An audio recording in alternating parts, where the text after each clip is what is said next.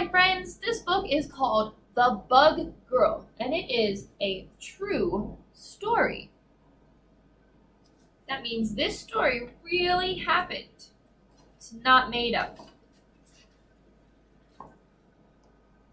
The first time I made friends with a bug, I was 2.5 years old. My mom took me to a butterfly conservatory where it's like a zoo for butterflies.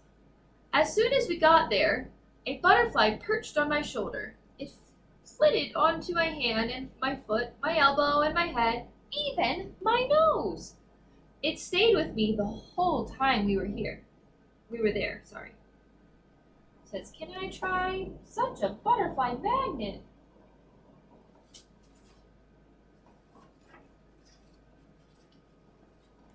When it was time to go home, a guard stopped us at the door. "I'm sorry, miss. The butterfly has to stay here," he told me.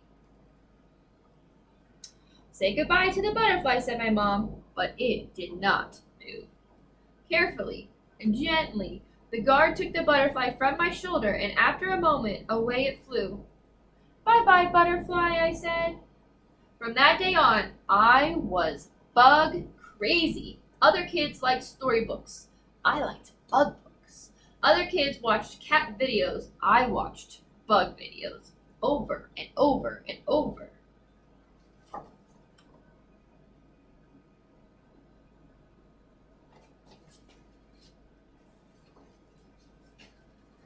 I noticed bugs everywhere I went.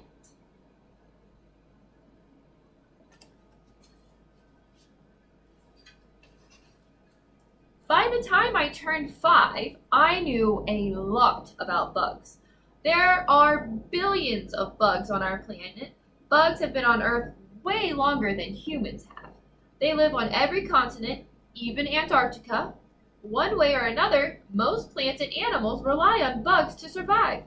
The scientific name for bugs is arthropods, but I call them bugs for short.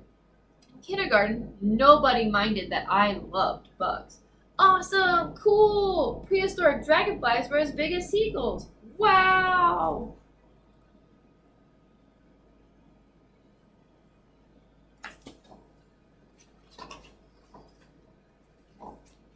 When the other kids in my class started a karaoke club, I started a bug hunter club.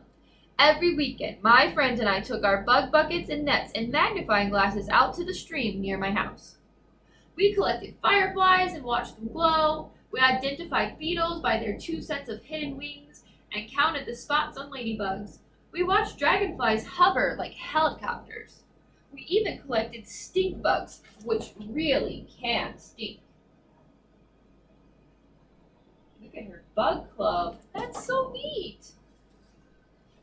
I took the bugs home to study them. Mostly I had to keep them out on the porch so they wouldn't escape and crawl around the house. It's just Mom and me at home, so we shared chores.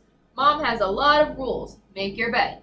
Pick up your clothes. Keep your room neat. No ants in the house, unless they're in an ant farm. I have just one rule. All bugs must live.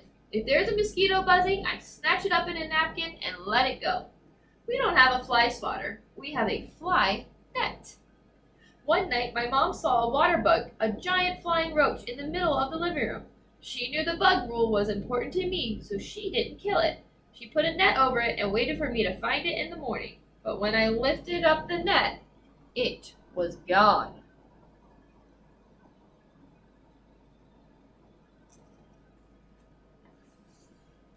When I got to first grade, everything changed. Nobody wanted to hear about bugs. Nobody thought bug facts were cool. At first, I didn't mind. Bug scientists are called entomologists. Show off. Why are you wearing that? You see your bug shirt? It's like a stink bug shirt. Then I brought a grasshopper to school. I thought the kids would be so amazed by the grasshopper that they'd want to know all about it. But they didn't. A bunch of kids crowded around me and made fun of me. "Sophia's being silly again," one of them said. "Ew, gross, get rid of it." Then they knocked that beautiful grasshopper off my shoulder and stomped on it.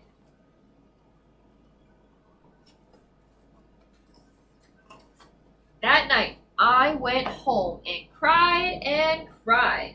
Those kids are wrong, my mom said. It's okay to love bugs, Sophia. I know, I said. It just doesn't feel like it.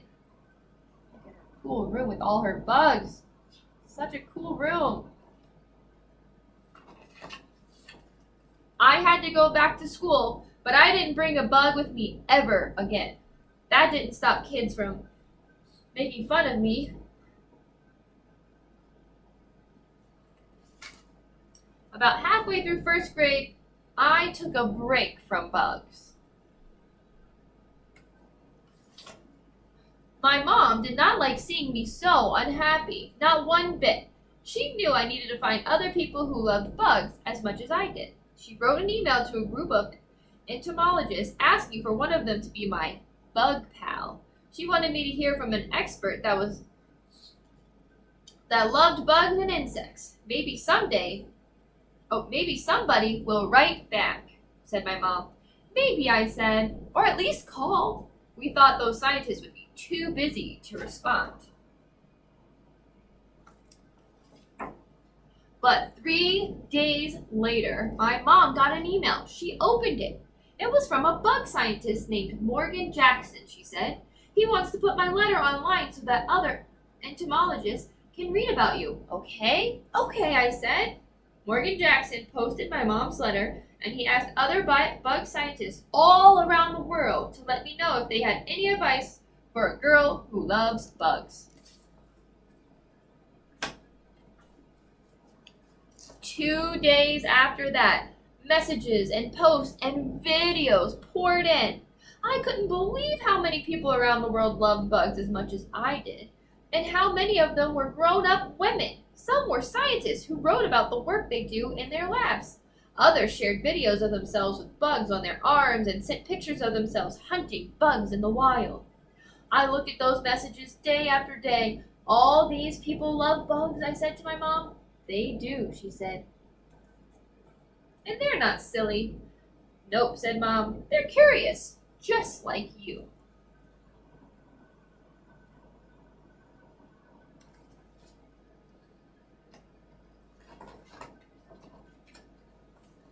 Newspaper reporters read my story online, and they started calling my mom to find out more. The reporters asked to interview me, and I talked to them on the phone.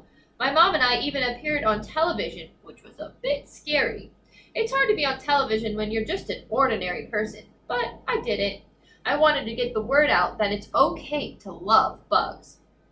Then Morgan Jackson decided to write a scientific article about how entomologists can get young people excited about science. Morgan asked if I would like to help him write the article. I said yes. School got a lot easier after that because I didn't feel so alone. And nowadays, I like even more things. Gymnastics, time travel books, swimming, and technology.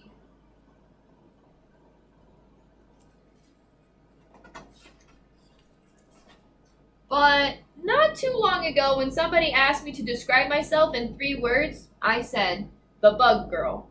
That's because I'm happiest when it's just me, a few green leaves, some drops of water, and a bug to keep me company.